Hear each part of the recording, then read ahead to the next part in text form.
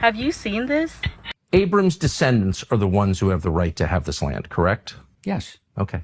Why don't we do genetic testing on everybody in the land and find out who Abram's descendants are? It's really simple. We've cracked the human genome. We can do that. Why don't we do that? Would you be against doing that? I have no idea what that would prove. I mean, Really? maybe it would be. What do you mean? It would prove who Abram's descendants are and who has a right to live here and who doesn't, according to the theology that you yourself just explained. And so I'm very confused as to why we don't do that. If you believe the theology that you've just explained to me. Would we do that all over the world? Well, and everybody this is the only country in the world that you've said has this covenant with God, that this people have a moral and legal right to the land. But there are people who may not have bloodlines, but who have converted to Judaism.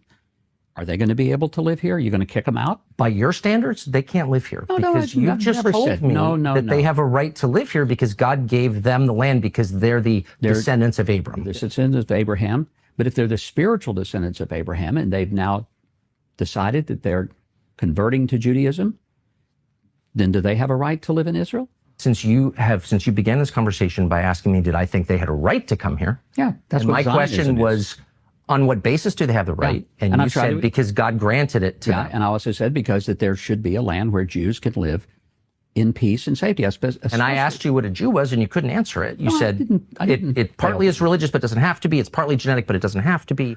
And so that you can see why I'm confused. I think I was very clear. Bibi's family, we know they lived in Eastern Europe. There's no evidence they ever lived here. He's not religious. But in what sense? ancestrally- but How do we know ancestrally- that? Do you have his family tree? No, we don't. Do you? He doesn't. No one does. That's the point. But so if how do there we is- know that he but has any if they connection are to this land at Jewish, all? And if there has been a practice of Judaism and a connection to the language, But the he Bible, doesn't- the land, His ancestors didn't.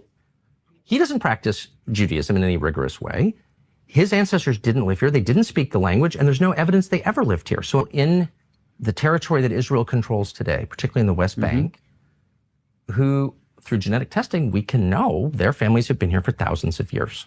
We don't know whether they practiced Judaism, whether they were Samaritans, pre-Islam. We don't know that. A lot of them we know have been Christians for 2,000 years. They have less of a right to the land than someone whose ancestors, the only thing we know about them is they lived in Latvia or Poland. They're Eastern European. How does that work? Have you seen this?